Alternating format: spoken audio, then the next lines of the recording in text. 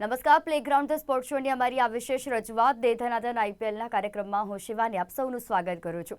ગઈકાલે જે રીતે મુંબઈના વાનખેડે સ્ટેડિયમ પર મેચ રમાઈ મુંબઈ ઇન્ડિયન્સ અને સનરાઇઝર્સ હૈદરાબાદ વચ્ચે, હવે મુંબઈની જે ટીમ સ્પિરિટ હોય તે પાછી આવી ગઈ હોય તેમ લાગે છે. એક ટીમ સ્પિરિટ હવે જોવા મળી રહી છે અને જે પરફોર્મન્સ એટલે સતત મુંબઈ ઇન્ડિયન્સની આ બીજી જીત અને જે રીતે હવે મુંબઈ ઇન્ડિયન્સ આગળ વધી રહ્યું છે, કારણ કે એક સમય એવો હતો કે બેકફૂટ પર મુંબઈ ઇન્ડિયન્સ આવી ગઈ હતી. સતત હાર પછી એક ટીમ સ્પિરિટ પણ નહોતી જોવા મળતી, પરંતુ હવે મુંબઈ જાણે કમબેક કર્યું હોય તે પ્રકારની પરિસ્થિતિ જણાઈ રહી છે અને ગઈકાલની મેચમાં એવા જ પ્રકારની મેચ જોવા મળી. અને જે રીતે આપણા એક્સપર્ટ કહે છે કે આ વખતની આઈપીએલ એ બોલરોની જે પ્રશિક્ષણ એટલે કે બોલર્સની આ વખતની મેચ હોય તેવી જોવા મળે, કારણ કે દરેક મેચમાં જે બોલિંગ ડિપાર્ટમેન્ટ છે તે મજબૂત સ્થિતિમાં ઊભું થઈ રહ્યું છે અને એને જ કારણે હવે મેચ જીતવામાં આવી રહી છે. એવું જે ગઈકાલની મેચ છે તે પરથી પણ આપણને લાગ્યું. તો આ મેચ કેવી રહી અને કેવા પ્રકારના સમીકરણો આ મેચમાં રમાયા અને જે પ્રદર્શન હતું ખેલાડીઓનું તે કેવું રહ્યું તેના વિશે આપણે વાત કરીશું. અને આપણી સાથે ચર્ચામાં જોડાઈ ગયા છે અમારા સ્પોર્ટ્સ એક્સપર્ટ અશોક મિસ્ત્રી. અશોકજી, સ્વાગત છે આપનો કાર્યક્રમમાં. Thank you so much. તો ચર્ચાની શરૂઆત કરીશું, પરંતુ તે પહેલા નજર કરીએ અમારા સ્પેશિયલ રિપોર્ટ પર. ગઈકાલે મુંબઈના વાનખેડે સ્ટેડિયમ પર રમાઈ ગયેલ મેચમાં મુંબઈ ઇન્ડિયન્સે સનરાઇઝર્સ હૈદરાબાદને 4 વિકેટે પરાજય આપી 2 પોઈન્ટ્સ મેળવી લીધા હતા. પ્રથમ બેટિંગ કરતા હૈદરાબાદે અભિષેક શર્માના 40 અને ક્લાસીનના 37 રન સાથે કુલ 5 વિકેટે 162 રન બનાવ્યા હતા.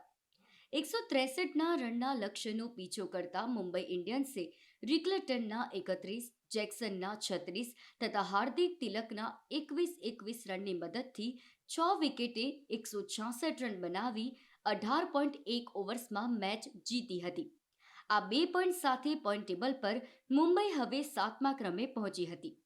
મુંબઈના બોલર્સે શાનદાર બોલિંગ કરતા સ્લોવર ડિલિવરીનો સુંદર રીતે ઉપયોગ કરતા હૈદરાબાદના આક્રમક બેટર્સને કાબૂમાં રાખ્યા અને વિકેટો પણ લીધી હતી.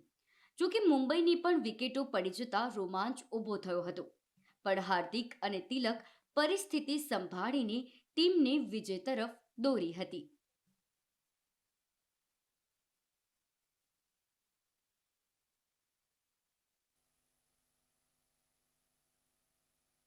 તો બિલકુલ, જે વાનખેડે સ્ટેડિયમ પર મુંબઈ ઇન્ડિયન્સ અને સનરાઇઝર્સ હૈદરાબાદ વચ્ચે મેચ રમાઈ તે મેચ વિશે વાત કરીશું.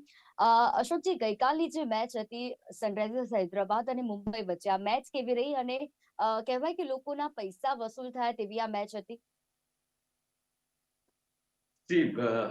લોકોના પૈસા વસૂલ થાય એટલે નોર્મલી એમ કહેવાય છે કે 80% કેસની અંદર બેટિંગ ઓરિએન્ટેડ ગેમ હોય તો જ મજા આવે અને તો જ લોકોના પૈસા વસૂલ થાય. ચોગ્ગા છગ્ગાની રમઝટ જોવાની લોકોને મજા આવે, પણ કાલે જે રીતે સ્કોર થયો છે એનો જે સ્ટ્રાઇક રેટ એવરેજ જે નીકળ્યો છે એ લગભગ 110ની આસપાસ છે. એટલે 110ના સ્ટ્રાઇક રેટથી રન થયા હોય તો એટલા બધા જોવા ન ગમે એ પ્રકારની વાત કહી શકાય. કારણ કે આજે તમે ધરખમ બેટ્સમેન હોય અને એ બેટ્સર તમારું એટલું સારું પ્રદર્શન ના કરી શકે અથવા રન બનાવે, પણ એ જેટલા બોલ છે એટલા રન બનાવે તો એ તમને જોવાની મજા ના આવે. એ સ્વાભાવિક છે. કાલે બંને બહુ મજબૂત ટીમો હતી, એટલે પ્રેડિક્શન એવા પણ હતા કે આજે 200 ઉપરનો સ્કોર થશે, 250નો સ્કોર થઈ શકે છે, ચેઝ કરવામાં આવશે બહુ સારી રીતે. અહીંયા મેદાન નાનું છે, મેદાન ઉપર સ્કોર વધારે થાય છે. there are a lot of predictions going on. પણ ત્યાર પછી જે જોવા મળ્યું આપણને એ ક્યાંક ફરી એકવાર બોલર્સનું ડોમિનેશન જોવા મળ્યું. તમે હમણાં જે વાત કીધી કે ભાઈ બોલર્સનું ડોમિનેશન આપણને જોવા મળે છે, ઇટ ઇઝ અ ફેક્ટ. ગઈકાલે પણ બોલર્સનું ડોમિનેશન જોવા મળ્યું. ડોમિનેશન એટલે કઈ રીતે કે ભાઈ they were not been allowed to score runs. એ લોકોને સ્કોર જલ્દી બનાવવા ના દીધો, જે કોઈ બંને ટીમના બેટ્સમેનો. Even Mumbai were not very free કે એમને સ્કોર બનાવવાનું, કારણ કે એમની પાસે એક નાનું ટોટલ હતું, બહુ ઓછું ટોટલ હતું કે જે ચેઝ કરવાનું હતું, એટલા માટે they were in comfort zone. But otherwise એમની પણ વિકેટો ચોક્કસપણે પડી ગઈ હતી. તો ક્યાંક એમ કહી શકાય કે બોલર્સનું ફરી એકવાર ડોમિનેશન જોવા મળ્યું. કમિન્સે પેલી બાજુ 3 વિકેટ લીધી, તો આ બાજુ જે મુંબઈના બોલર્સ છે એ લોકોએ શાનદાર બોલિંગ કરી. તો એ રીતે તમે જુઓ તો કાલે લોકોને રન્સ બનાવવાની, રન્સ જોવાની મજા ના આવી, કારણ કે તમારી પાસે ધરખમ ખેલાડી રમતા હોય, તમારી પાસે હેડ રમતો હોય, અભિષેક રમતો હોય, સૂર્યકુમાર યાદવ રમતો હોય, હાર્દિક પંડ્યા રમતો હોય, રોહિત શર્મા રમતો હોય, આવા જે દુનિયાના સૌથી વધારે રન કરનાર ખેલાડીઓ જ્યારે રમી રહ્યા હોય, when you don't get that, એ તમને જોવાનું ગમે નહીં અથવા તો મજા ના આવે, તો એનો કોઈ અર્થ રહેતો નથી. તો મારા ખ્યાલથી એક વસ્તુ કહીશ કે કાલનો દિવસ પણ બોલર્સનો ડોમિનેશન વાળો હતો. બોલર્સે જ સારું પ્રદર્શન કર્યું, કારણ કે ટીમને જે 162 રનમાં જ સીમિત રાખી, 162 અને 163 નો સ્કોર હતો. એટલે એવું કોઈ જે બિનજરૂરી ઉતાવળ કરીને વિકેટો ફેંકી દઈને મેચ હારી જવાનું કોઈ કારણ નહોતું. અચ્છા, એના કારણે બોલિંગ સારી પડતી હતી, મેચ હારવાનું કારણ નહોતું. એટલે જે કોઈ બેટર્સ રમ્યા, દે હેવ ગોન સ્લો. અમને લાગ્યું કે ભાઈ આરામથી થાય એવું છે, ખાલી નકામાં ચોગ્ગા છગ્ગા મારો, મેચ હાથમાંથી નીકળી ના જાય. એટલે ડિફેન્સિવ રમત કાલે જોવા મળી મુંબઈની, અને સિમિલર વે હૈદરાબાદની. તો હું માનું છું કે આ હિસાબે ગઈકાલની મેચ જોવાનું, ચોગ્ગા છગ્ગાની વાતે તો મજા ના આવી, પણ કઈ રીતે એક સારી બોલિંગ નાખી શક્યા તો કઈ રીતે એક સારો બોલર બેટ્સમેનને એનો રન્સ બનાવવા નથી દેતો, એ કાલે જોવાની મજા ચોક્કસ આવી હશે. બિલકુલ. અને હૈદરાબાદની ટીમને અશોકજી શું થયું, કેમ પાણીમાં બેસી ગઈ? કેમ કે જે સર્વાધિક સ્કોર બનાવનાર જ હૈદરાબાદ છે, આઈપીએલમાં હાઈએસ્ટ જે સ્કોર છે તે કરનાર હૈદરાબાદ છે, ને તે ટીમ અચાનક હવે અત્યારે પાણીમાં બેસી ગઈ છે. એટલે કોઈ જ ખેલાડી પોતાની આગવી લયમાં પણ ના દેખાયો. તો આપણને એમ લાગે કે મુંબઈ ઇન્ડિયન્સ જે છે તે કોઈ પણ ચોક્કસ પ્રકારની એક રણનીતિ લઈને મેદાને ઉતર્યું હતું. બહુ જ તમે સાચી વાત કરી, કારણ કે ચોક્કસ રણનીતિ.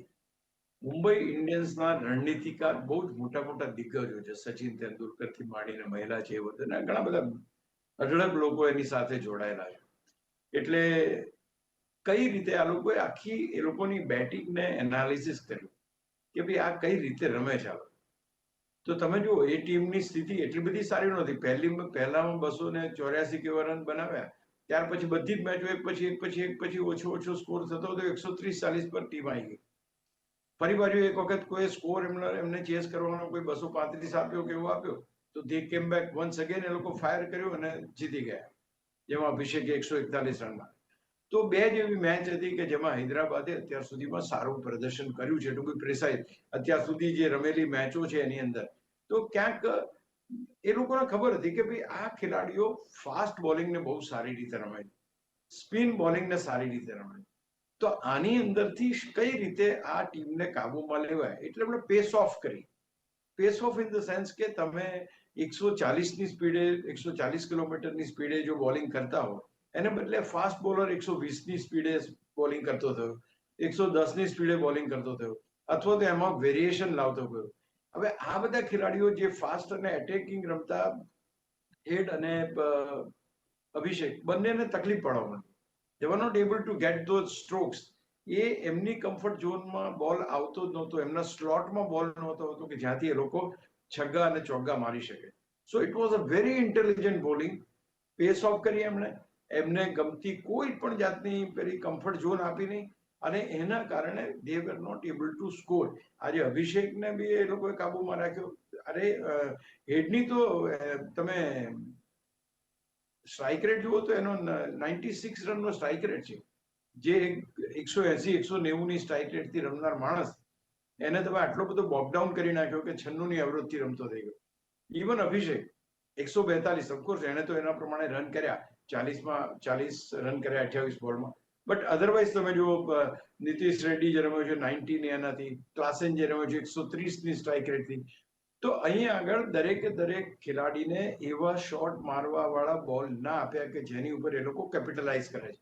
કેપિટલાઇઝ શેની ઉપર કરે છે? એક તો પ્યોર સ્પિન ઉપર, અને બીજું ફાસ્ટ બોલિંગ ઉપર. They are very very tough, અને હેડ તો એમાં સૌથી ખતરનાક છે. તો એમણે પેસ ઓફ કરી, અને પેસ ઓફ કરીને જે આખો એક માહોલ બનાવ્યો કે ભાઈ સામેની ટીમ એટલું સારું પ્રદર્શન ના કરી શકે, ને એ પ્રમાણે એ લોકોએ, તમે જુઓ, વિકેટો હાથમાં રહી ગઈ, અને 20 ઓવર પતી ગઈ. અને શું કહેવાય, અરે જ કહી શકાય કે તમને એમ લાગ્યું કે થોડી વાર રહીને આપણે રમીશું, થોડી વાર રહીને રમીશું, પણ એવી બોલિંગ આવી જ નહીં. They have continued bowling, doing well. ચહરે જે રીતે બોલિંગ કરી, બોલ્ટે જે રીતે બોલિંગ કરી, બુમરાહે જે રીતે બોલિંગ કરી, એવરીબડી. અને ત્યાર પછી એમાં જે જેક્સ હતો, એને 2 વિકેટો લીધી. સ્પિનર, એ પણ એક અચાનક જ એક નવું એલિમેન્ટ ઉમેરાયું, અને 2 વિકેટો એ લઈ ગયા.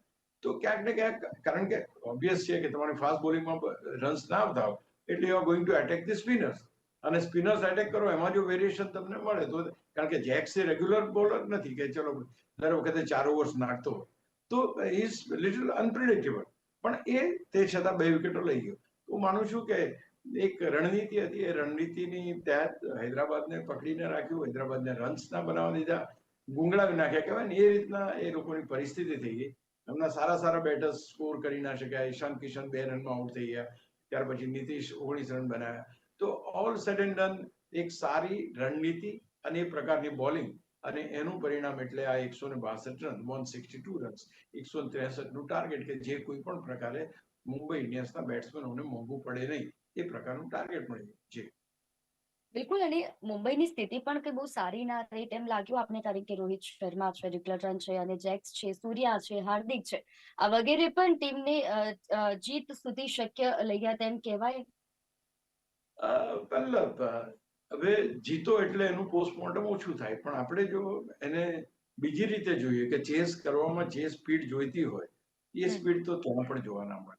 એકમાત્ર રિકલ્ટને 31 રન, રોહિત શર્માએ 26 રન બનાવ્યા, એ પણ 162 ની સ્ટ્રાઇક રેટથી, જેક્સ 138 ની સ્ટ્રાઇક રેટથી બનાવ્યા.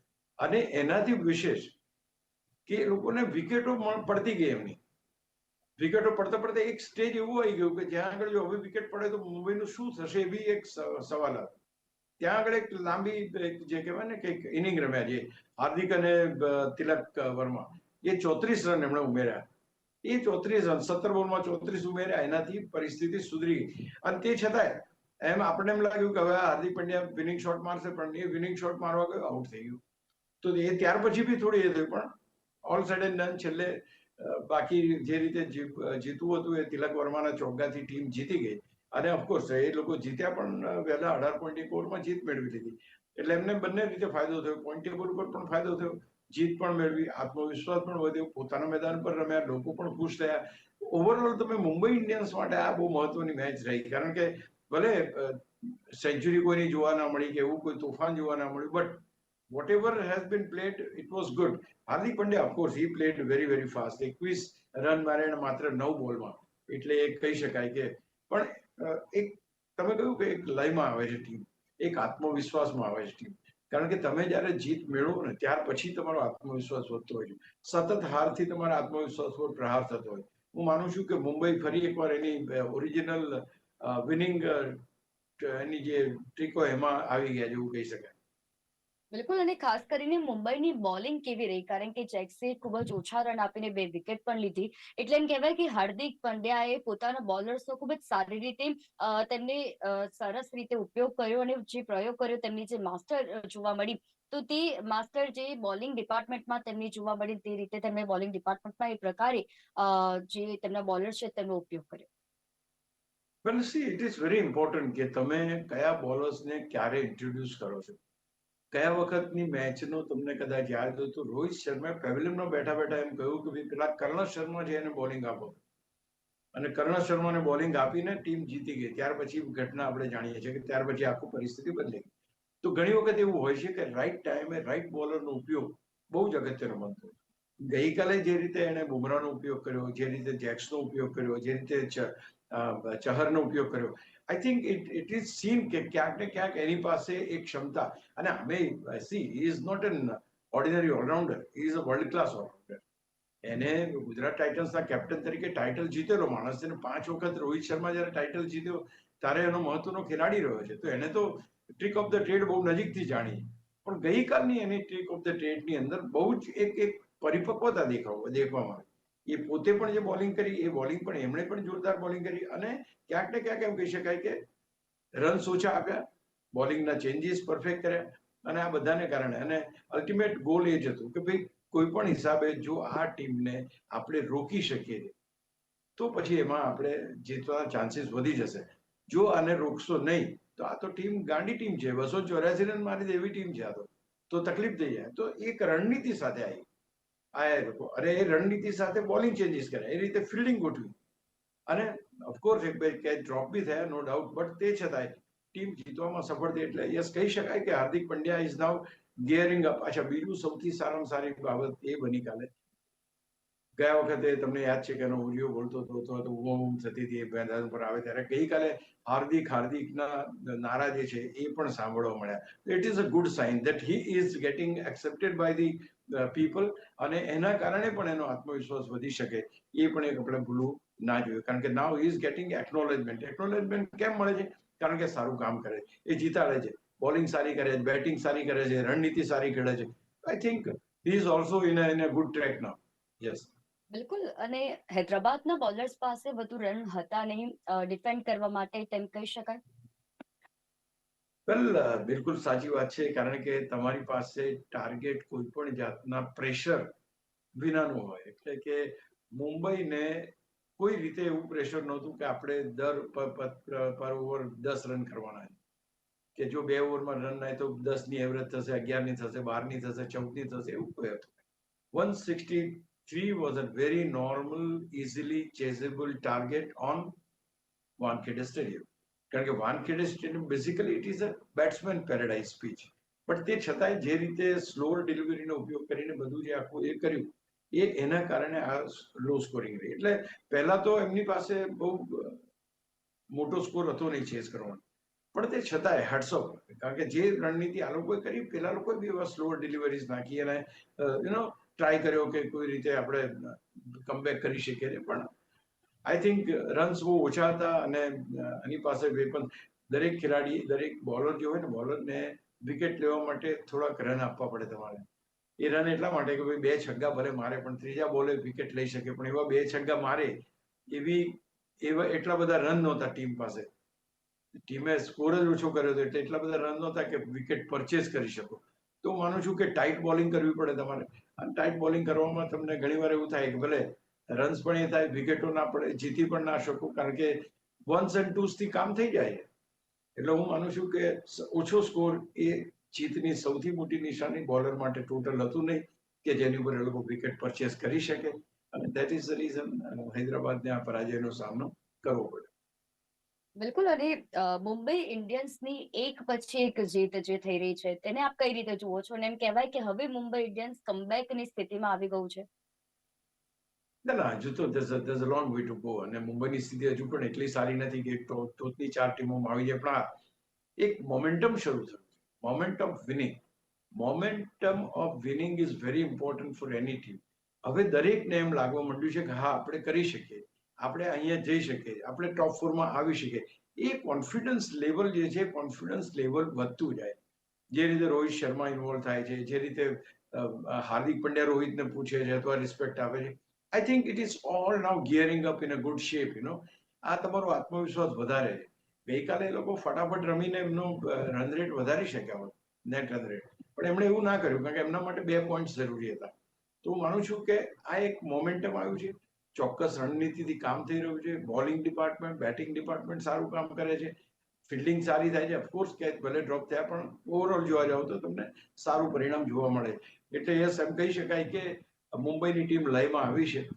ટોચની 4 ટીમોમાં આવશે કે તો કહેવું પછીની વાત છે. પણ અત્યારે એક પછી એક મેચો જ્યારે તમે જીતો, અને એ પણ નેલ બાઇટિંગ ફિનિશ વાળી, જે રીતે દિલ્હી સામે જીત્યા, જે વખતે આની પહેલાની મેચ જીત્યા, આ મેચ જે રીતે જીત્યા, આઈ થિંક એક મોમેન્ટમ આવ્યું છે. અને એ મોમેન્ટમ એક ચેમ્પિયન ટીમ માટે બહુ જરૂરી, કારણ કે એને ખબર છે કે આમાં કેવા અપ્સ એન્ડ ડાઉન્સ આવી શકે.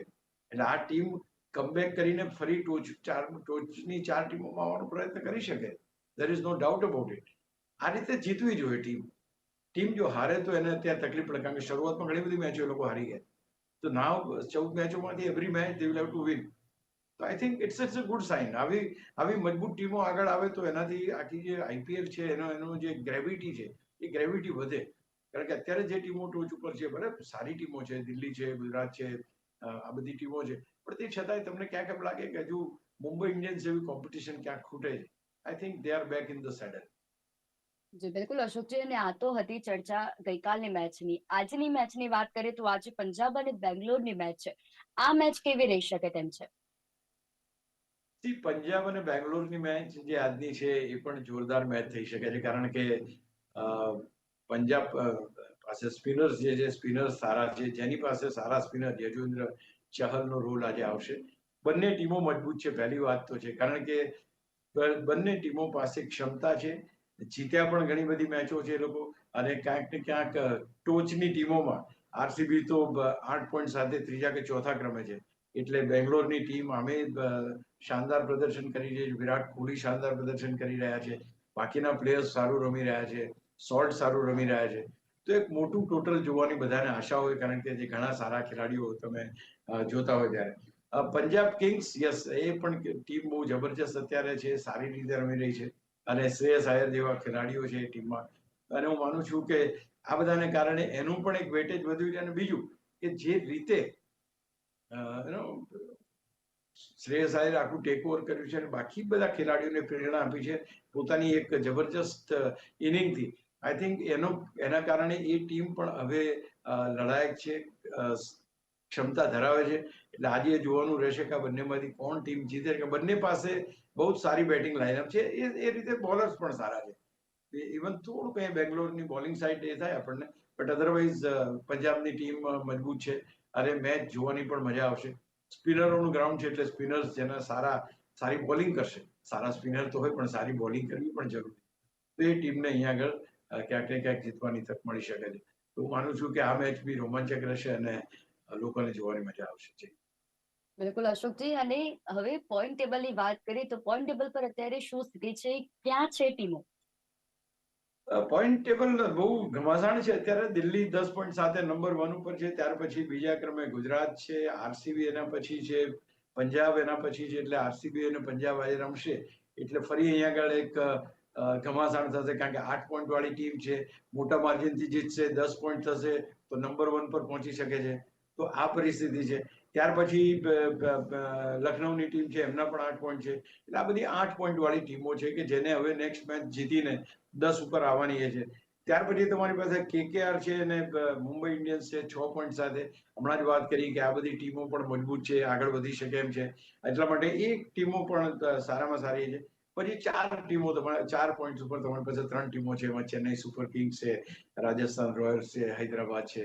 આ બધી ટીમોને ઘણા પાપડ વેરવા પડશે ઉપર આવવા માટે. પણ મુંબઈ ઇન્ડિયન્સ એટલે 6 પોઈન્ટ સાથે જે ટીમ છે, ત્યાંથી ઉપર આવવાની તકો મને જણાઈ રહી છે. એટલે અહીંયા આગળ તમે જુઓ તો હવે પછીની જે કોઈ મેચો આવશે એમાં મુંબઈ ઇન્ડિયન્સ આગળ વધે એવી શક્યતાઓ દેખાય છે. પેલી બાજુ ચેન્નઈ સુપર કિંગ કેવો પ્રતિકાર કરશે એ જોઈશું આપણે. પણ અત્યારે દિલ્હી કેપિટલ્સ નંબર 1 ઉપર છે અને બીજા ક્રમે ગુજરાત ટાઇટન્સ છે. એટલે આ જ્યારે આવતીકાલની મેચો પતશે ત્યાર પછી આ બધા ક્યાં છે એ ખબર પડશે. એટલે પણ દરેકે દરેક મેચે બહુ જ મોટો ફેરફાર પોઈન્ટ ટેબલ ઉપર થઈ શકે છે. એટલે એ આપણે ભૂલવું ના જોઈએ. અને ખાસ કરીને આજે જે ટીમ જીતશે, મોટા માર્જિનથી જીતશે, તો એ ટીમ નંબર 1 પર જઈ શકે છે. એટલે આ પ્રકારની સ્થિતિ અત્યારે પોઈન્ટ ટેબલ ઉપર આપણને જોવા મળી રહી છે. બિલકુલ અશોકજી, અને જે રીતે રોમાંચક સ્થિતિ અત્યારે જેટલી પોઈન્ટ ટેબલની છે એવી જ પોઈન્ટ ટેબલની જેવી રોમાંચક સ્થિતિ ઘમાસાણ જોવા મળી રહ્યું છે, તેટલી જ રોમાંચક મેચ આવનારી જોવા મળે તેવી આશા રાખી શકીએ. અશોકજી, આપ અમારી સાથે આ વિશેષ ચર્ચામાં જોડાયા તે બદલ આપનો ખૂબ ખૂબ આભાર. Thank you so much. તો પ્લેગ્રાઉન્ડ ધ સ્પોર્ટ શોની રજૂઆતમાં હાલ બસ આટલું જ. ફરી મળીશું, ત્યાં સુધી રજા આપશો. નમસ્કાર.